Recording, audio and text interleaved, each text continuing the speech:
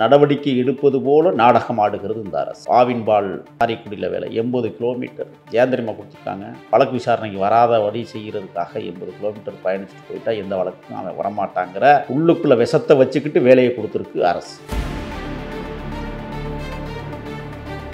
சிவகங்கை மாவட்டத்தினுடைய எல்லை திருப்புவனம். அவன் பக்கத்துல மதுரை இருக்கு, அங்க கொடுத்துருக்கலாம். சிவகங்கை மாவட்டம் ஏன் திருப்புவனத்திலே கொடுக்க முடியாதா? இழந்த குடும்பம் எதை கேட்கிறதோ அதை கொடுப்பதற்கான தகுதி அரசாங்கத்திடம் இருக்கு. இல்ல அதை பரிசீலிக்கிறோம்னு சொல்லியிருக்கிறாங்களாம்ல. அதான் இவர் கேட்டிருக்காரு, அது தொடர்பாக நாங்க பரிசீலிக்கிறோம் அப்படின்னு சொல்லி மாட்டிக்கிட்டாங்க. அரசு தரப்பு அரசு மாட்டிக்கிச்சு.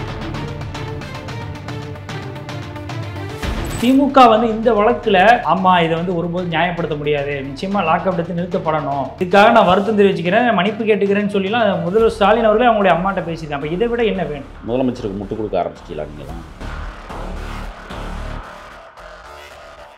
சம்பந்தப்பட்ட 6 காவலர்கள் குற்றவாளிகள் என்று தெரிந்தும் கைது செய்யாமல் இருந்தது ஏன்? சாட்சிகளை கூட்டிய கொண்டு திருப்புவனம் காவல் நிலையத்தில் வச்சு மிரட்டியது ஏன்? 80 கிலோமீட்டருக்கு அங்கிட்டு இருக்கிற ஆவின் பால் பூத்தோத்தில் போய் வேலை கொடுத்தது ஏன்? கருவக்காட்டுக்குள்ள வீடு கொடுத்தது ஏன்? இதெல்லாம் போய் சொல்லுங்க. மிளகாய் பொடியை கரைத்து கண்ணுகளில், மூக்குகளில், வாய்களில் ஊற்றினார்கள், சிறுநீர் பெய்கிற இடத்திலேயே ஊற்றினார்கள் என்றெல்லாம் நாம் பேசினோம். ஆச்சி மசாலா இல்லை, சக்தி மசாலா பொடியை வாங்கிட்டு கரைச்சி ஊற்றுறாங்க. அதை வாங்கிட்டு வந்ததே கோயில் நிர்வாகத்தில் உள்ள மணி அடிக்கிற ஒருத்தர் தான் வாங்கி நிர்வாகத்தில் உள்ள. இப்போ இந்த வழக்கில் அப்போ இந்த கோயில் நிர்வாகி மேலேயும் ஆமாம், கோவில் நிர்வாகத்தில் உள்ளவங்க இப்போ இதில் சிக்க போகிறாங்க. அது மட்டும் இல்லைங்க, இந்த சத்தீஸ்வரன் ஒரு தம்பி வீடியோ எடுத்தார். இந்த சத்தீஸ்வரன் நிக்கிதாவுக்கும் பழக்கமான ஒரு நபர்னு சொல்லப்படுது. இந்த நிக்கிதாவுக்கும் அஜித்துக்கும் இணைப்பு பாலமாக இருந்ததே சத்தீஸ்வரன் என்கிற செய்தியும் வந்துருக்கு. அவன் தான் வீடியோ எடுக்கிறான். அந்த அம்மாவை கம்ப்ளைண்ட் கொடுக்க சொன்னதும் சத்தீஸ்வரன் சொல்லப்படுது. இப்போ அவனுக்கு சத்தீஸ்வரனுக்கு உரிய பாதுகாப்பை கொடுக்கப்பட்டிருக்கிறது. ஏன்னா அவன் தான் அந்த வீடியோ எடுத்தான் அப்படிங்கிற விஷயத்துல. இப்போ இந்த நிக்கிதா இதுவரை சத்தீஸ்வரன் பெயரை உச்சரிக்காமல் இருக்கிறதுக்கு என்ன காரணம்? வேங்கவேலில் மலம் குடித்தவர்களை குற்றவாளியாக்கியதை போல அஜித்குமாரோடைய தம்பியை குற்றவாளியாக்குவார்கள். இவர்கள் எதை வேண்டுமானாலும் செய்வார்கள் இந்த அரசாங்கம். ஏன்னா தேர்தல் நெருங்க போகுது. இப்ப இந்த சிபிஐக்கு இவர் ஏன் உத்தரவிட்டார் முதலமைச்சர் சொல்லுங்க? தேர்தல் என்னத்துக்கு நம்மளுக்கு சிபிஐ கிட்ட ஒப்படைச்சுக்கோங்க. மாநில உரிமையை பறிகொடுத்த முதலமைச்சர் பதவியில் இருப்பதே லாய்க்கில்லைன்னு நான் சொல்றேன். வேலை வேண்டுமா? ப்ளூ ஓஷன் இருக்கிறது. 10th 12th டிப்ளமோ டிகிரி படித்தவர்களுக்கு உணவு, தங்குமிடம், இஎஸ்ஐ, PF இன்சூரன்ஸ் உள்ளிட்ட சலுகைகளுடன் அனுபவத்திற்கேற்ற நல்ல சம்பளம் 15,000 முதல் 30,000 வரை. பெண்களுக்கு முன்னுரிமை. 2,000க்கும் மேற்பட்ட வேலை வாய்ப்புகள் உள்ளன. இப்போதே தொடர்பு கொள்ளுங்கள். Blue ocean.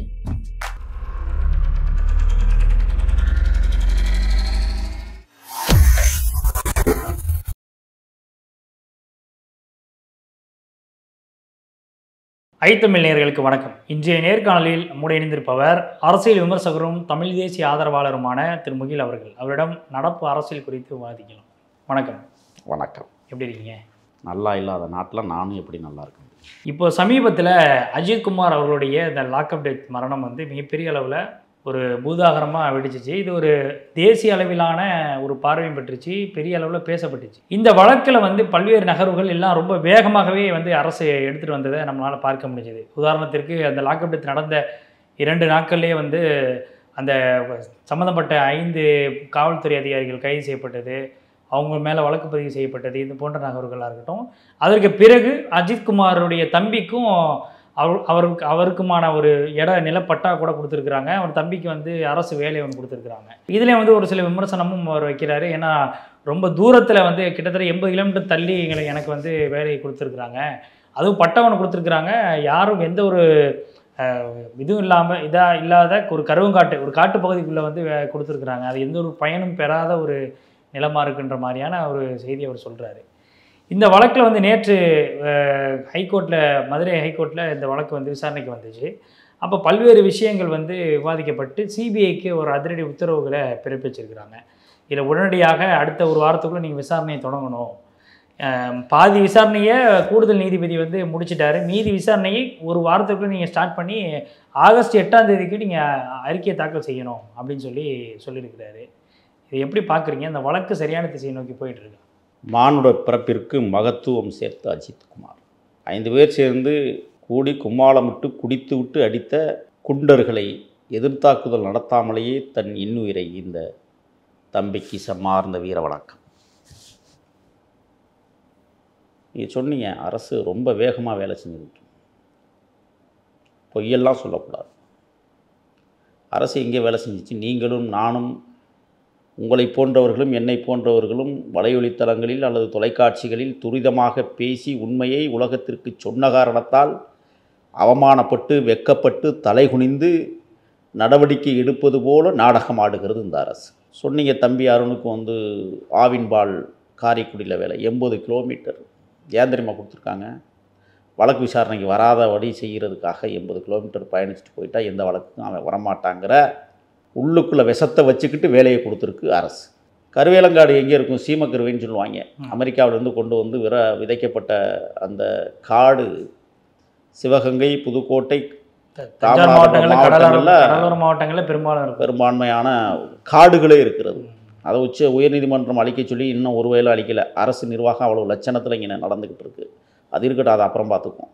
கருவேல மரங்கள் காடுகளாக காட்சி தருகிற இடத்துல போய் கணவரை இழந்த தாயும் தனியாக எப்படி இருக்க முடியும்? 80 கிலோமீட்டருக்கு அங்கிட்டு வேலைக்கு அனுப்பிச்சி விட்டா தம்பி வந்து தினந்தோறும் வீட்டில் வந்து படுக்க முடியுமா? புத்தி இல்லை, யோசனை இல்லை. அரசுக்கு இது தெரியுமா தெரியாதா? யாருமே இல்லாத ஒரு வீட்டில் தாய் மட்டும் பகலில் உடம்பு சரியில்லாதவங்க கருவக்காட்டுக்குள்ள வீட்டை கட்டிட்டு எப்படி வாழ முடியும்? அதுக்கு பதில் சொல்லுங்க. கருவக்காடு எங்கே வளரும் தெரியுமா? சீமக்கருவை தண்ணி இல்லாத பிரதேசங்களில் தான் வாழும். இருக்கிற நிலத்தடி நீரே உறிஞ்சி எடுத்துரும். அப்போ அப்படியேப்பட்ட இடத்த அரசாங்கம் கொடுக்குதுன்னு சொன்னால் முதலமைச்சருக்கு ஒரு கருவக்காட்டுக்குள்ளே போய் தனியாக ஒரு குடிசை போட்டு கொடுத்தா வாழ்ந்துருவாரா? ஏன்னா அவர் தானே உள்துறையை வச்சிருக்கிறாரு. மாட மாளிகையில் வாழ்ந்தவர்களுக்கு குடிசையை பற்றி என்ன தெரியும்? அப்போ 80 கிலோமீட்டருக்கு அந்த புறம் அவனுக்கு வேலைக்கு அனுப்பிட்டு கருவக்காட்டுக்குள்ள வீட்டை கட்டி கொடுத்து தாய் எந்த நேரத்தில் எது வேணாலும் நடந்துட்டு போது நமக்குன்னு இருக்கிற அரசு, கேடுகட்ட அரசு இந்த நாட்டை ஆண்டு கொண்டு இருக்கிறது. எடுத்துக்காட்டு, ஏன் ஊருக்குள்ள இடமே இல்லையா? ஆவின்பால் காரைக்குடியில் தான் மட்டும்தான் இருக்கா? திருப்புவனத்தில் இல்லையா ஆவின்பால்? திருப்புவனத்தில் ஆவின்பால் இல்லைன்னா அப்போ உங்கள் நிர்வாகம் அங்கே ஆவின்பால் நிர்வாகம். தம்பி நவீன் வந்து மதுரையில் கொடுத்தா கூட பரவாயில்லன்ற. மதுரை வந்து சிவகங்கை மாவட்டத்தினுடைய எல்லை திருப்புவனம். அவன் பக்கத்தில் வந்து மதுரை இருக்குது, அங்கே கொடுத்துருக்கலாம். சிவகங்கை மாவட்டம் ஏன் திருப்புவனத்திலே கொடுக்க முடியாதா? இழந்த குடும்பம் எதை கேட்கிறதோ அதை கொடுப்பதற்கான தகுதி அரசாங்கத்திடம் இருக்குது. இல்லை, அதை பரிசீலிக்கிறோம்னு சொல்லியிருக்கிறாங்களாம்ல. அதான் இவர் கேட்டிருக்காரு, அது தொடர்பாக நாங்கள் பரிசீலிக்கிறோம் அப்படின்னு சொல்லி மாட்டிக்கிட்டாங்க. அரசு தரப்பு அரசு மாட்டிக்கிச்சு, அவமானப்பட்டு நிற்கிது, வெக்கப்பட்டு நிற்கிது. வேற வழி இல்லை. இப்போ கேட்குறதா செஞ்சுதான் ஆகணும். கேட்குற உரிமை தம்பி அருணுக்கு உண்டு. ஏன்னா இழந்திருக்கிறான், அந்த குடும்பத்தில் அண்ணனை இழந்திருக்கிறான். தான் ஒரு சொல்கிறானே, நானும் என் தாயும் வீட்டில் உட்கார்ந்து என் தாயை கவனிக்கிற பொறுப்பை என்னிடம் விட்டு வேலைக்கு சென்று வருகிற வருமானத்தில் என் குடும்பத்தை ஓட்டிய என் அண்ணனை கொண்டிருக்கிறார்கள்னு சொல்கிறான். இதுக்கு என்ன அரசாங்கம் பதில் சொல்ல காத்திருக்கு? இதையெல்லாம் தாண்டி அந்த உரிய நடவடிக்கை, அந்த 5 பேருக்கும் உரிய நடவடிக்கை எடுத்து விசாரணை செஞ்சு அவங்களுக்கு உரிய தண்டனை வாங்கி கொடுக்கணும். 6 பேர் அந்த ஓட்டுநரை இப்போ சேர்த்துருக்குறாங்க வழக்குகளில். அவனையும் கைது பண்ணியிருக்கிறாங்க, அந்த அயோக்கிய பயலையும். இப்போ நான் என்ன கேட்குறேன்னு சொன்னால், நான் ஏற்கனவே சொல்லியிருக்கிறேன், திருப்பியும் சொல்கிறேன். அரசாங்கம் இதுவரை 5 பைசா அந்த குடும்பத்துக்கு கொடுக்கல. 5 லட்சம் கொடுத்துட்டாங்க. 5 லட்சம் அது அரசாங்க தொகையில் நம்ம ஏற்கனவே சொல்லிட்டோம். திராவிட முன்னேற்ற கழக கட்சி நிதியிலிருந்து கொடுத்துருக்குறாங்க. ஏற்கனவே ஜெபராஸ்பினிக்ஸ் போன்ற அந்த படுகொலைக்கு வந்து 25 லட்சம் கொடுத்த திமுக இந்த படுகொலைக்கு ஏன் 5 லட்சம் தான் கொடுத்துச்சு? என்ன காரணம்? அங்கே 2 பேர் சேர்த்தாங்க, அதனால 25 லட்சம் கொடுத்தோன்னு சொல்லலாம். சரி, 12.5 லட்சம் கொடுங்க, ஒருத்தன் செத்துருக்கிறான்ல. அப்போ இவர்கள் திட்டமிட்டு திமுக ஆளுகிற இந்த அரசும் இது போன்ற படுகொலைகளை மூடி மறைத்து சமூகத்தில் பதற்றத்தை உருவாக்குகிற ஒரு அரசாக இந்த அரசு தொடர்ந்து செயலாற்றி கொண்டிருப்பதை நாம் பார்க்க முடியாது. அது மட்டும் இல்லை, இப்போ கடந்த அதிமுக ஆட்சி காலகட்டத்தில் பெனிக் ஜெயராஜோடைய வழக்குகளில் அரசு வந்து அதில் முறையான பதில் வந்து சொல்லலை அப்படின்றத நம்மளால் பார்க்க முடிஞ்சது. அது ஒழுங்கான ரெஸ்பான்சிபிலிட்டி அவங்க எடுத்துக்கல. ஆனால் திமுக வந்து இந்த வழக்கில் ஆமாம் இதை வந்து ஒருபோதும் நியாயப்படுத்த முடியாது, நிச்சயமாக லாக்அப் எடுத்து நிறுத்தப்படணும், இதுக்காக நான் வருத்தம் தெரிவிச்சுக்கிறேன், மன்னிப்பு கேட்டுக்கிறேன்னு சொல்லிலாம் முதல்வர் ஸ்டாலின் அவர்களே அவங்களுடைய அம்மாட்ட பேசியிருக்காங்க. அப்போ இதை விட என்ன வேணும்? முதலமைச்சருக்கு முட்டு கொடுக்க ஆரம்பிச்சிட்டீங்களா நீங்களும்? இல்லை, உங்கள் தரப்பில் இருக்கக்கூடிய நியாயத்தை கேட்டாங்க. என்ன நியாயத்தை? அதை பேசணும்ல. இல்லை என்ன நியாயத்தை கேட்டிருக்காங்க? என்ன நியாயத்தை இவங்க அரசு இதை வந்து மூடி மறைக்கணும்னு நினைச்சிருந்தா அவர்களை வந்து எப்படி வச்சு இந்த விஷயத்தை வந்து ஃபேப்ரிகேட் அன்னைக்கே கைது பண்ணிருக்காங்க. இந்த வழக்கை வந்து வேறு திசையில் மாற்றணும் அப்படின்னு சொல்லி அங்கே காவல்துறையினரை வச்சு அவங்க முடிவு செஞ்சுருக்கலாமே. இதில் வெளிப்படையாக கைது நடவடிக்கைகள் எல்லாமே ரொம்ப வேகமாக நடக்குது. அதற்கான உரிய விசாரணை சிபிஐக்கு உத்தரவிடுறாரு. இப்போ இது எல்லாமே வந்து அவங்க வந்து தப்பை ஒத்துக்கிட்டதுனால தானே செஞ்சுருக்காங்க. இப்போ நான் சொல்லட்டுமா? சம்பந்தப்பட்ட 6 காவலர்கள் குற்றவாளிகள் என்று தெரிந்தும் கைது செய்யாமல் இருந்தது ஏன்? சாட்சிகளை கூட்டிய கொண்டு திருப்புவனம் காவல் நிலையத்துக்குள்ள வச்சு மிரட்டியது ஏன்? 80 கிலோமீட்டருக்கு அங்கிட்டு இருக்கிற ஆவின் பால் புத்தகத்தில் போய் வேலை கொடுத்தது ஏன்? கருவக்காட்டுக்குள்ள வீடு கொடுத்தது ஏன்? இதுக்கெல்லாம் போய் சொல்லுவோம். நிக்கிதாவை இதுவரை கைது செய்யப்படவில்லையே ஏன்? தங்க நகை எங்க இருக்கா இல்லையா சொல்லுங்க. நிக்கிறா தெளிவா நிக்கிறா. அப்ப நிக்கிதாவை இப்ப என்ன? நிக்கிதா அவனுடைய விஷயம் ஏற்கனவே 10 நாள் லீவு போட்டாச்சு காலேஜுக்கு. எங்க திண்டுக்கல்ல அரசு மகளிர் கலைக்கல்லூரியில் தாவரவியல் பேராசிரியர் வேற இவங்களுக்கு இந்த லட்சணத்துக்கு. இப்ப திருப்பியும் நேற்று போனாங்க அம்மா. மாணவிகள் விரட்டி அடித்திருக்கிறார்கள். உடனே என்ன முடிவெடுத்திருக்கிறாங்க? 19 நாட்களுக்கு எனக்கு மருத்துவ விடுப்பு வேணும்னு சொல்லிட்டு மருத்துவ விடுப்பு கொடுத்துட்டு 27ஆம் தேதி வரை மருத்துவ விடுப்பு. அந்த துறை விளங்கும் அண்ணமே. ஏற்கனவே இது போயே விளங்கலை, இனிமேவா விளங்க போகுது? சரி, இந்த நகையை பற்றி அன்னைக்கும் கேட்டோம் இன்னைக்கும் கேட்டோம், இருக்கா இல்லையா அரசாங்கம் சொல்லுங்க நீங்க. இல்லை, அந்த நிக்கிதா அவங்க சொல்ற பதிலே நிறைய முரண்பாடுகள் இருக்கு. அப்போ நீங்களே ஒத்துக்கிறீங்களா? அரசும் ஏற்றுக்குதா? முரண்பாடுகள் இருக்கும்போது ஏன் கைது பண்ணல? முரண்பாடு இருக்குல்ல. வாய்மொழி 100க்கு தொடர்பு கொண்டு சொன்னதின் அடிப்படையில் எஃப்ஐஆரே போடாமல் ஒருத்தனை அடித்து துன்புறுத்தி கொலை செஞ்சிருக்கிற இந்த அயோக்கிய பேலுக நிக்கிதாவை ஏன் இன்னைக்கு வர கைது பண்ணல? அதுக்கு பதில் சொல்லுங்க. தப்பு இருக்கா இல்லையா? அப்போ நினைக்கிறீங்க? அல்ல, போலி புகார், நகையை காணவில்லை என்று போலி புகார் கொடுத்துருக்கு. நகையை பற்றியே பேச மாட்டேங்குது இந்த அரசு. ஏன்? ஆரம்பத்துலேருந்து அதில் முரண்பட்ட தகவல் தான். 10 பவுனுன்னாங்க, 14 பவுனுன்னாங்க, அப்புறம் 9 பவுனுன்னாங்க. இது மட்டும் இல்லை, மரியாதைக்குரிய மாவட்ட நீதியரசர் மதுரை ஜான் சுந்தர்லால் சுரேஷ் அவர்கள் விசாரணையை முடித்து முந்தா நாளே முடிச்சிட்டார். முந்தா நாள் இரவு அவர் முடிக்கும் போது 9 மணி. அதை பக்காவாக பேக் பண்ணி ஃபுல்லாக சீலிட்டு நீதிமன்றத்தில் கொண்டே ஒப்படைச்சிட்டாரு. 56க்கும் மேற்பட்டவரிடம் தீவிரமாக விசாரணை, குறிப்பாக நிக்கிதாவிடமும் விசாரணை. நிக்கிதாவை பற்றிய உண்மைகள் நிறைய அவர் தோண்டி எடுத்துட்டார். அதான் தலைமை நீதியரசர் என் சுப்பிரமணியன் என்ன சொன்னார்னா, நாங்கள் நியமித்த நீதியரசர் பாதி விசாரணையை முடித்து விட்டார், மீதம் பாதியை வந்து சிபிஐ விசாரிக்கணும்னு சொல்லி உத்தரவு போட்டு விட்டார். நீங்கள் ஆரம்பத்தில் ஒரு கேள்வி கேட்டிங்களா, இன்னும் ஒரு வாரத்துக்குள்ளே வேலையை தொடங்கின சிபிஐ 1ஆம் தேதி உத்தரவிட்டது. இன்னைக்கு தேதி என்ன? இன்னைக்கு 9 ஆயிடுச்சு. 9 நாளாக இன்னும் எந்த நடவடிக்கையும் இல்லை. இப்போ சிபிஐயில் ஒரு டைரக்டர் இருப்பார். அந்த டைரக்டர் வந்து என்ன செய்யணும்னா விசாரணை அதிகாரிகளை நியமிக்க வேண்டும். அதுவே இன்னும் வேலையை தொடங்கலை. இப்போ நீதிமன்றம் 1 வாரத்துக்குள்ளே நீங்கள் விசாரணை தொடங்கணும்னு சொல்லிச்சு. இந்த 1 வார காலத்துக்குள்ளே அந்த டைரக்டர் வந்து எத்தனை பேர் கொண்ட குழு இந்த வழக்கை விசாரிக்க இருக்கிறார்கள் என்பதை அறிக்கையை தாக்கல் பண்ணணும், கொடுக்கணும். முதல்ல ஓப்பன் ஸ்டேட்மெண்ட் இன்னமும் கொடுக்கல. நேற்று சொல்லியாச்சு, 24 மணி நேரம் ஆச்சு. இதுவரை சிபிஐலேருந்து எந்த தகவலும் இல்லை, எந்த இதுவும் இல்லை. இப்போ உயர்நீதிமன்றத்தினுடைய நீதியரசர் சுப்பிரமணியன் அவர்கள் என்ன செஞ்சிட்டாரு? ஆகஸ்ட் மாதம் 20ஆம் தேதிக்குள்ளே அறிக்கையை தாக்கல் பண்ணிடணும்ட்டார். ஏன்னா சங்கர சுப்பு மகன் கொலை வழக்கில் இது போன்ற உத்தரவுகளை நீதிமன்றம் பிறப்பிக்கவில்லை. 6000த்திற்கும் மேற்பட்ட வழக்குகளை சிபிஐ எடுத்து நடத்துகிறது இந்தியா முழுவதும். நான் கேட்குறேன், ராமஜெயம் கொலை வழக்கில் சிபிஐ என்ன பண்ணுச்சுன்னு இன்னைக்கு வர தெரியல. நீண்ட காலமாக இழுத்து கொண்டிருக்கிறது, வருடக்கணக்கில். இந்த வழக்கும் அவ்வாறு சென்றுவிடக்கூடாது என்பதற்காக மாண்புமிகு நீதியரசர் அவர்கள் தெள்ள தெளிவாக ஆகஸ்ட் மாதம் 20ஆம் தேதிக்குள்ள அறிக்கையை தாக்கல் பண்ணணும்னு ஒரு படுபயங்கரமான உத்தரவை பிறப்பித்திருக்கார். அதோடு மட்டும் இல்லை, அவர் சொன்ன வார்த்தை இன்னொன்று இருக்குது. என்ன வழக்கை ஊடி மூத்த பார்க்குறீங்களான்னு கேட்டிருக்காரு. இது யாருக்கு பொருந்தும்? யாருக்கு பொருந்தும் சொல்லுங்க? நிச்சயமா அது அரசு தரப்பில் இருக்கக்கூடியவங்களுக்கும் பொருந்ததான் செய்யும். பொருந்தும்ல. அது மட்டும் இல்லை, இன்னொன்னையும் சொல்லியிருக்கார் நீதியரசர். இன்னொரு விடயத்தையும் பதிவு செய்திருக்கிறார்.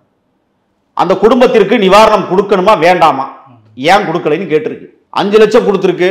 மரியாதைக்குரிய தளபதி விஜய் 2 லட்சம் கொடுத்துட்டாரு. எழுச்சி தமிழர் அண்ணன் திருமா 1 லட்சம் கொடுத்துட்டா அந்த குடும்பத்துக்கு போதும்னு நினைக்குது அரசு? சொல்லுங்க. அது தொடர்பாக தான் நீதிமன்றம் கேள்வி எழுப்பி எவ்வளவு கொடுக்கணும் அப்படின்னு சொல்லிட்டு முடிவு பண்ணி சொல்லுங்க அப்படின்னு சொல்லி ஒரு இப்போ அதுவும் விரைவில் அது கொடுத்தாகணும். அதுக்கு ஒரு காலக்கெடு விதிக்கல, ஆனால் சீக்கிரம் சொல்லணும்னு சொல்லிடுச்சு. அரசு தரப்பு வழக்கறிஞர் மூத்தவர் ஒருத்தர் வாதாடி இருக்கிறாரு. முன்னுக்கு பின் முரணாக அவர் வாதாடி மாட்டிக்கிட்டார் இப்போ அரசு தரப்புல இருந்து. இது மட்டும் இல்லை, இப்போ டிஜிபி என்ன செய்கிறாருன்னா தனியாக ஒரு அறிக்கையை தாக்கல் பண்ணுவதற்கு ஏற்பாடு பண்ணிட்டு இருக்காரு. நீதியரசர் ஏற்கனவே விசாரணை முடிச்சு எல்லாம் முடிச்சிட்டாரு. பாதி விசாரணை முடிஞ்சிருச்சு. அவர் சாட்சிகள் யார்கிட்ட சாட்சியாக விசாரிச்சிருக்காரு தெரியுமா? கோயில் நிர்வாக பொறுப்பாளர்களிடமிருந்து விசாரணையை தொடங்கி அவர் இப்போ கடைசியாக அந்த நிக்கிதா அந்த அம்மையார்கிட்ட போய் கடைசியாக விசாரணையை முடிச்சிருக்கிறாங்க. 56 பேரிடம் விசாரணை.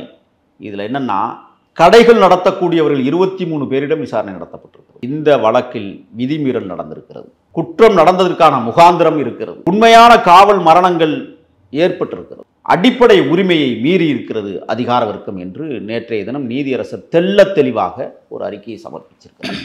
அப்ப அஜித்தினுடைய தாயாருக்கு உரிய இழப்பீடை வழங்குவதற்கு உயர்நீதிமன்றம் ஆணை பிறப்பித்திருக்கிறது. இதுல சம்பந்தப்பட்ட போலீஸ் இருக்காங்கல்ல, அந்த போலீஸ் நம்ம சொல்ல பொறுக்கிகள் அடிச்சே கொண்டாங்கல்ல, நம்ம ஆரம்பத்தில் சொன்னோமே, மிளகாய் பொடியை கரைத்து கண்ணுகளில் மூக்குகளில் வாய்களில் ஊற்றினார்கள், சிறுநீர் பெய்கிற இடத்திலேயே ஊற்றினார்கள் என்றெல்லாம் நாம் பேசினோம். அப்போ சொன்னேன், நான் ஆச்சி மசாலா இல்லை சக்தி மசாலா பொடியை வாங்கிட்டு வந்து கரைச்சி ஊற்றுறாங்க. அதை வாங்கிட்டு வந்ததே கோயில் நிர்வாகத்தில் உள்ள மணி அடிக்கிறவங்கள ஒருத்தர் தான் வாங்கி கொடுத்துருக்காங்க. கோயில் நிர்வாகத்தில் உள்ள தான் கொடுத்துருக்காங்க. இப்போ அந்த இந்த வழக்கில் வந்து அப்போ இந்த கோயில் நிர்வாகி மேலேயும் ஆமாம், கோவில் நிர்வாகத்தில் உள்ளவங்க வந்து இப்போ இதில் சிக்க போகிறாங்க. அது மட்டும் இல்லைங்க, இன்னொன்று சொல்லிடுறேன். இந்த சத்தீஸ்வரன் ஒரு தம்பி வீடியோ எடுத்தார்ல, இந்த சத்தீஸ்வரன் வந்து நிக்கிதாவுக்கும் பழக்கமான ஒரு நபர்னு சொல்லப்படுகிறது. இந்த நிக்கிதாவுக்கும் அஜித்துக்கும் இணைப்பு பாலமாக இருந்ததே சத்தீஸ்வரன் என்கிற செய்தியும் வந்திருக்கு. அவன் தான் வீடியோ எடுக்கிறான். அந்த அம்மாவை கம்ப்ளைண்ட் கொடுக்க சொன்னதும் சத்தீஸ்வரன் சொல்லப்படுது. இப்போ அவனுக்கு சத்தீஸ்வரனுக்கு உரிய பாதுகாப்பை கொடுக்கப்பட்டிருக்கிறது. ஏன்னா அவன் தான் அந்த வீடியோ எடுத்தான் அப்படிங்கிற ஒரு விஷயத்துல. இப்போ இந்த நிக்கிதா வந்து இதுவரை சத்தீஸ்வரன் பெயரை உச்சரிக்காமல் இருக்கிறதுக்கு என்ன காரணம் அப்படிங்கிற ஒரு விஷயம் இருக்குது. ஏற்கனவே இருவருக்குள்ளும் ஒரு பழக்கம் இருப்பதாகவும் செய்தி கசிகிறது. அது உண்மையா பொய்யா என்பதை விசாரித்தால் தான் தெரியும். ஆனால் நீதியரசர் அவர்கள் அந்த தம்பி சத்தீஸ்வரனிடம் கிட்டத்தட்ட 3 மணி நேரத்திற்கு மேலாக விசாரணை நடத்தியிருக்கிறார். அவருக்கு ஏதோ ஒரு சந்தேகம் இங்கே வந்திருக்கு. ஒன்று, அடுத்து பார்த்தீங்கன்னா சுதந்திரமான விசாரணைக்கு நான் உத்தரவிடுகிறேன் என்று நேற்றைய தினம் நீதியரசர் தெள்ள தெளிவாக சிபிஐக்கு முழு சுதந்திரத்தை கொடுத்திருக்கிறார். இப்போ சிபிஐ வந்து என்ன செய்யும்னா, சிபிஐ முதல்ல என்ன, இந்த மாநிலத்துக்குள்ளேயும் வந்து யார்ட்டையும் அனுமதி கேட்டு விசாரிக்க வேண்டிய அவசியம் அவர்களுக்கு இல்லை. அது மட்டும் இல்லை, யாரை வேணாலும் எந்த நேரத்தில் வேணாலும் தூக்கிட்டு போய் அவங்கள விசாரிக்கிறதுக்கு அனைத்து முழு உரிமையும் இருந்தாலும் கூட இந்த நீதியரசர் அவர்கள் அந்த சிபிஐக்கு முழு சுதந்திரத்தோடு இந்த பிரச்சனையை அணுக வேண்டும், உண்மையை வெளிக்கொண்டு வர வேண்டும் என்கிற உத்தரவையும் பிறப்பித்திருக்கிறது. அதோடு மட்டுமல்ல, அந்த விசாரணையை நீதிமன்றம் உன்னிப்பாக கவனிக்கும் என்கிற செய்தியையும் அவர் சொல்லியிருக்கிறார். இப்ப சிபிஐயிடம் மாவட்ட தலைமை நீதிபதி அவர்கள் விசாரணை மேற்கொண்ட அந்த அறிக்கைகளை உடனடியாக ஒப்படைக்கப்பட வேண்டும். அது மட்டுமல்ல, சிபிஐ விசாரணையை தொடங்குவதற்கு முன்னால் எந்தெந்த அதிகாரிகளை சிபிஐ நியமித்திருக்கிறது என்கிற பட்டியலை நீதிமன்றம் கேட்டிருக்கிறது. இது போன்ற இந்தியாவில் எந்த வழக்கிற்கும் இது போன்ற உத்தரவுகளை சிபிஐக்கு எந்த நீதிமன்றமும் கொடுக்கவில்லை. இன்றைக்கு மதுரை சிறப்பு நீதிமன்றம் இதை கொடுத்திருக்கிறது என்றால் அதோடு மட்டுமல்ல, சாட்சிகளுக்கும் உரிய பாதுகாப்பை வழங்க வேண்டும். அதில் ஒரு சின்ன விஷயம் தடுக்குது. இப்போ அவங்களுக்கு வந்து பாதுகாப்பை உறுதிப்படுத்தி வைத்திருப்பது சிவகங்கை மாவட்ட காவல்துறை. அஜித்தின் தம்பி நவீன் அவர்கள் என்ன சொல்லியிருக்கிறார்னா, சிவகங்கை மதுரை மாவட்ட காவல்துறையை எங்களுக்கு நியமிக்கக்கூடாது, எங்களுக்கு அது வலுவான சந்தேகம் இருக்கிறது, பிற மாவட்டங்களிலிருந்து எங்களை பாதுகாக்கக்கூடிய காவலர்களை நியமிக்க வேண்டும் என்றும் சொல்லியிருக்கிறார்கள். அதில் இன்னொரு சந்தேகத்தை நான் எழுப்புகிறேன். எந்த மாவட்டத்தினுடைய காவல்துறையை சார்ந்தவர்களும் அவர்களுக்கு பாதுகாப்பை கொடுப்பார்கள் ஆனால் அவர்களுடைய எண்களை கண்காணிக்கப்பட வேண்டும்.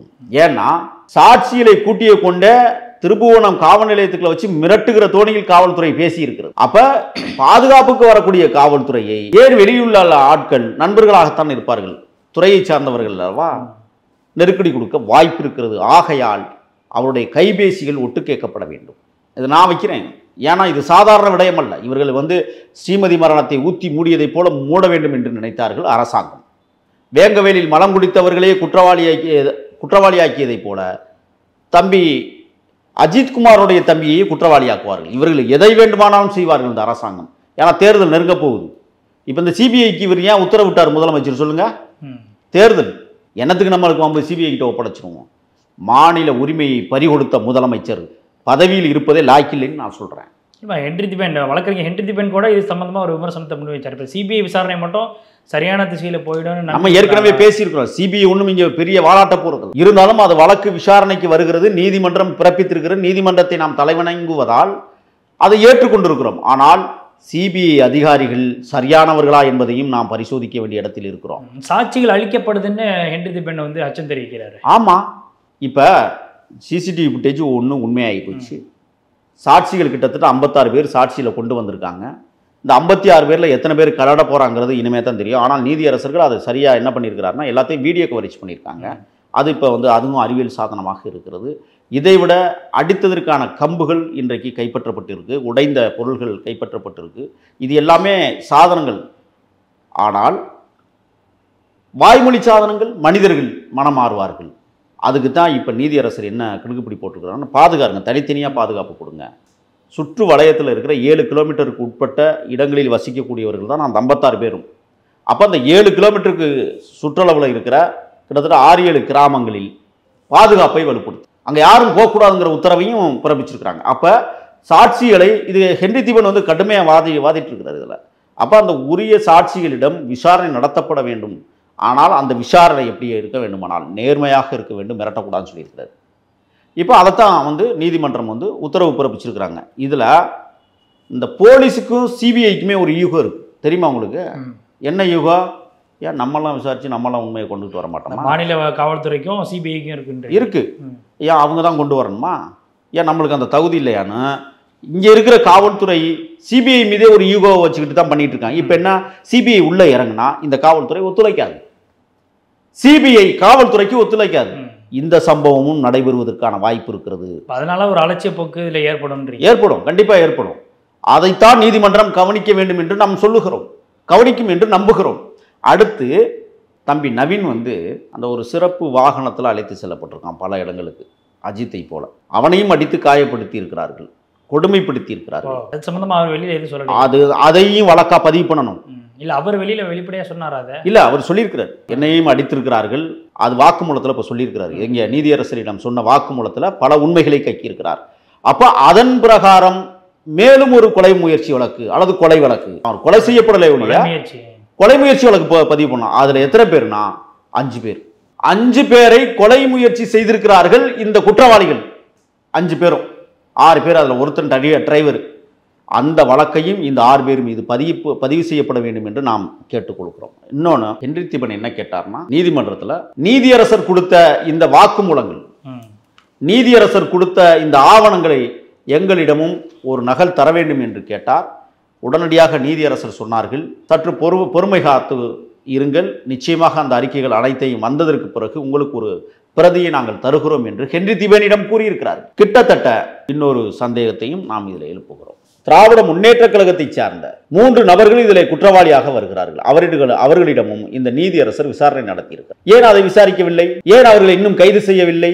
என்ன தடுக்கிறது? இப்ப திமுக வந்து ஆண்டுகிட்டு இருக்கு. திமுக புள்ளிகளை எப்படி கைது பண்ணும்? இப்போ சிபிஐ உள்ள இறங்குச்சுன்னா அந்த 3 பேரும் கைது செய்யப்படுவார்கள். 3 பேரும் பயந்துகிட்டு தான் இருக்காங்க, தெரியும். சில பேர் ஓடிட்டு இருக்காங்க குடலை பிடிச்சிட்டு, என்ன பண்றதுன்னு தெரியல. ஏன்னா 50 லட்சம் பேரம் பேசினவங்க அந்த அயோக்கிய பள்ளு அவங்க தானே. இப்ப அவங்களையும் இப்ப கைது பண்ணணும். முதல்ல நிக்கிதாவை கைது பண்ணணும், திமுக புள்ளிகள் 3 பேரையும் கைது பண்ணணும். இதெல்லாம் சாத்தியமானது. அதை விட முக்கியமானது, அங்கே இருக்கிற காவல் நிலையத்தினுடைய இன்ஸ்பெக்டரை கைது பண்ணுங்க. அந்த வீடியோ ஆதாரத்தை எடுத்துட்டு ஓடலாம் பாருங்க சப் இன்ஸ்பெக்டர், அவனையும் கைது பண்ணுங்க. ஏன் இதெல்லாம் விட்டு வச்சிருக்கிறீங்கிறதா இப்ப நம்மளுடைய கேள்வி. இவங்க எல்லாம் குற்றவாளிகள். ஒரு கோவிலுக்குள்ள இருக்கிற சிசிடிவியை கலட்டிக்கிட்டு ஓடுறான்னு சொன்னா அவன் குற்றவாளியா இல்லையா? எதுக்கு இவன் கலட்டணும் அயோக்கிய?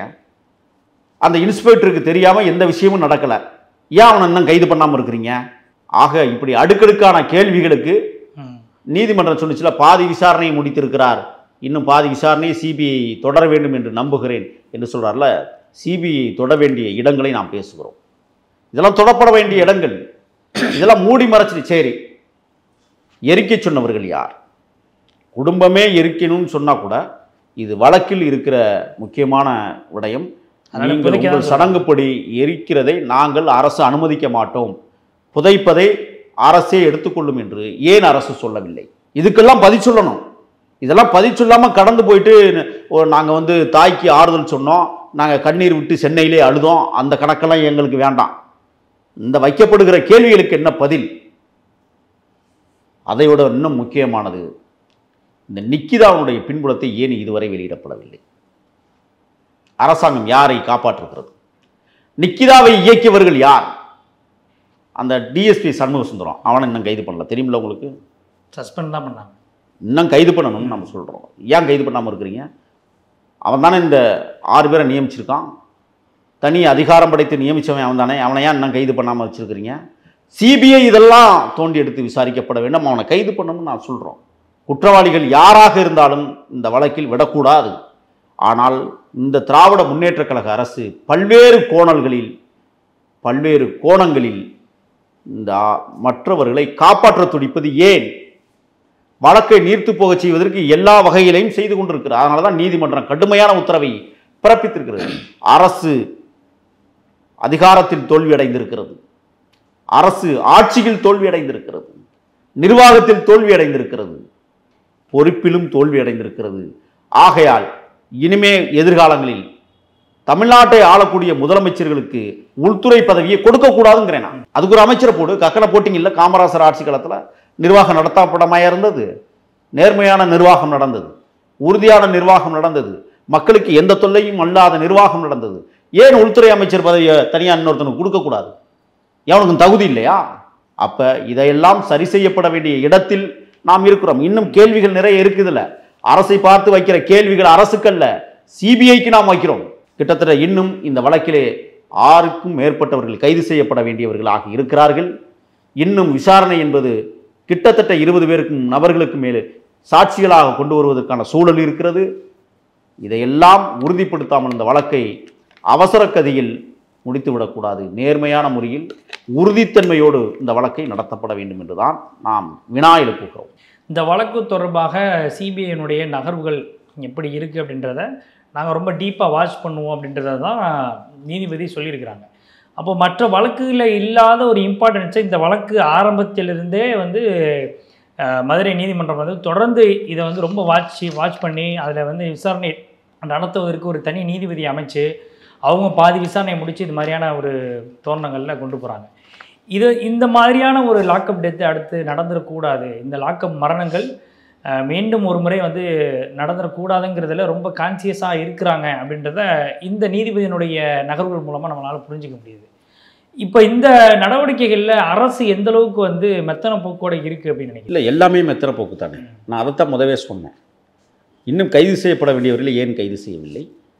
ஏன் இடத்தை கொண்டே ஒரு 6 கிலோமீட்டருக்கு அங்கிட்டு கொடுத்தீங்க? வேலையை கொண்டே 80 கிலோமீட்டருக்கு அங்கிட்டு ஏன் போட்டிங்க? இதெல்லாம் வந்து அரசு கையாளாகாதத்தனம். அரசு நினைத்தால் எதை வேண்டுமானாலும் செய்யலாம். நிக்கிதா இதுவரை கைது செய்யப்படவில்லை. ஏற்கனவே நிக்கிதா மீது கிட்டத்தட்ட 6 வழக்குகள் வந்துட்டு இருக்கிறாங்க. அப்ப அந்த 6 வழக்குகளிலாவது அந்த அம்மையாரை கைது செஞ்சிருக்க வேணும். இதுவரை செய்யல. அப்ப அந்த அம்மையாருக்கு பின்புலத்தில் இருந்து இயங்கியவன் எவன்? இதை தான் நம்ம ஏற்கனவே கேட்டிருக்கோம். அந்த அயோக்கியன் யார்? அந்த அம்மையாரை இயக்குபவர்கள் யார் யார்? ஏன் அந்த பட்டியல் இதுவரை வெளியில வரல? அந்த அம்மா ஒவ்வொரு நாளைக்கும் ஒரு ஸ்டேட்மெண்ட்டை கொடுத்துட்டு உட்கார்ந்துகிட்டு இருக்கு. அப்படி என்றால் இதுக்கு முதல் கணவன் பேர் என்ன தெரியுமா? ஒரு தகவல், ஏவி ரவிச்சந்திரன் ஒருத்தரான். அவர் வெளிநாட்டில் இருக்கிறார். 2000 ஆண்டுகள், 25 ஆண்டுகளுக்கு முன்பு 2000வது ஆண்டுகளில் காதல் மொழி பேசுவதற்கே மணிக்கணக்கில், அந்த காலத்துல எல்லாம் ஃபோனு தான், கைபேசி அதிகமாக இருக்க வாய்ப்பு இல்லை, டெலிஃபோன் தான் அதிகம். 2005-2006க்கு முன்பாகவே அதிகமான பழக்கம். மணிக்கணக்கில் காதல் மொழிகள் பேசியவள் இந்த நிக்கிதா. அவன் தான் முதல் கணவன் சொல்லி ஒரு தகவல் இப்பொழுது வந்து கொண்டிருக்கிறது. அது 3-4 கணவர்னு சொல்கிறாங்க. 2வது தான் திருமாரன்சி. 3-4 என்று பட்டியல் நீளுகிறது. இனிமேல் அந்த அடுத்த பதிவில் வேணால் நம்ம பட்டியலாம் நம்ம வெளியிடுவோம் யாராருங்கிறத. ஆக இந்த அம்மையார் போலி திருமணங்களை செய்த நடவடிக்கையிலும் கைது செய்யப்படவில்லை. தமிழ்நாடு அரசில் வேலை வாங்கி தருவதாக பல கோடிகளை சுருட்டியது காரணத்திற்காகவும் கைது செய்யப்படவில்லை. போலி திருமாரஞ்சி வந்து ஒரு படி மேலே இன்னைக்கு டைவர்ஸ் கொடுக்கறதுக்கே வந்து கிட்டத்தட்ட 10 லட்சம் ரூபா பணம் கொடுத்து தான் பண்ணியிருக்கான்றாரு. இப்போ அது மட்டும் இல்லை, போலியான நகையை திருடி சென்று விட்டான் என்ற ஒரு மனுவை கொடுத்த குற்றத்திற்காகவும் கைது செய்யப்பட வேண்டும். இதெல்லாம் விட்டுவிட்டு நிக்கிதா நல்லா நிற்கிறா, அரசு நன்றாக பாதுகாக்கிறது, அரசு எல்லா வகையிலும் இந்த வழக்கில் அஜித்குமாருக்கு எதிராக இருக்கிறது. எல்லா வகையிலுமே. ஒரு இடத்துல கூட, எப்படி ஸ்ரீமதி மரணத்தில் வந்து எவ்வளோ பெரிய நாடகமாடி பொம்மையை தூக்கி வீசினார்களோ, நல்ல வேலைக்கு இந்த வழக்கில் வீடியோ எடுத்துட்டாங்க. ஆனால் எந்த இடத்துலையாவது கேமராக்கள் கைப்பற்றப்பட்டதுங்கிற ஒரு செய்தி வந்திருக்கா? ஏன் வரல? எடுத்துக்கொண்டே அதையும் அடக்கம் பண்ணிட்டாங்க அஜித்குமாரோட காவல்துறை. பொறுக்கித்தனமான யோசனைகளில் செயல்படுகிற காவல்துறையை சில பேர், நான் எல்லா காவல்துறை நண்பர்களையும் திட்டமிட்டேன். ஏன்னா சில அதிகாரிகள் இருக்காங்க. வியாசர்பாடியில் நான் நடந்து போயிட்டுருக்கும்போது ஒரு வயதான முதியவர் தண்ணின்னு கேட்டுக்கிட்டு இருக்கும்போது அந்த வழியாக வண்டியில் வந்த ஒரு வாகனத்தில் அந்த காவலர் தண்ணி பாட்டில் புதுசாக வாங்கி கொண்டாந்து கொடுத்துட்டு இன்னொரு தண்ணி பாட்டில் கையில் கொடுத்துட்டு ஒரு தண்ணி பாட்டில் கழட்டி அவர் தலையில் ஊற்றி வெயிலுக்கு அவரை பாதுகாப்பாக இழுத்து ஒரு மரத்து நிழலில் கொண்டே போட்டுறாங்க. ஆனால் நான் கவனிச்சுட்டே போயிட்டுருக்கேன் வாகனம். இது போன்ற மனிதநேயம் மிக்கவர்கள் காவல்துறையில் பணியாற்றுகிறார்கள். அவர்களுக்கெல்லாம் நம்ம சல்யூட் அடிக்கலாம், தலைவணங்கலாம். அந்த மாதிரி உயர்ந்த நேர்மையான அதிகாரிகளுக்கு ஒரு நாள் அவங்க ஷூவை கூட நான் தொடப்பேன். ஆனால் இது போன்ற பொறுக்கித்தனமான அதிகாரிகளை எப்படி கையாளுவது? அந்த ஷூ போட்டுருந்தா ஷூவை எடுத்துகிட்டு மூஞ்சிலே அடிக்கணும். நேர்மையற்ற நிர்வாகம் நடப்பதற்கு காரணமே காவல்துறையில் பணியாற்றுகிற ஒரு சில கருப்பு ஆடுகளால் ஒட்டுமொத்த காவல்துறையும் கதிகலங்கி போய் கிடப்பதை நாம் பார்க்கிறோம். முதலமைச்சரே கைகட்டி வருத்தம் தெரிவிக்கிறார், மன்னிப்பு கேட்கிறார் என்றால் இந்த அதிகாரிகளை கட்டுப்படுத்த வேண்டும். அந்த சம்பவம் நடந்ததற்கு பிறகு இப்போ 6 சம்பவங்கள் நடந்திருக்கு. காவல்துறை நிலையங்களிலே கொண்டு போய் அடிக்கிற காட்சிகளை தினந்தோறும் வெளியிட்டு கொண்டிருக்கிறார்கள். நிறுத்தப்பட வேண்டும். அப்புறம் இல்லைன்னா வேறு மாதிரி தான் இருக்கும். நிச்சயமாக பல்வேறு கேள்விகளுக்கு ரொம்பவே தெளிவாக பதில் சொன்னீங்க. எங்களுடைய அரங்கிற்கு வந்து நேர்காணல் அளித்ததற்கு மிக்க நன்றி. நன்றி.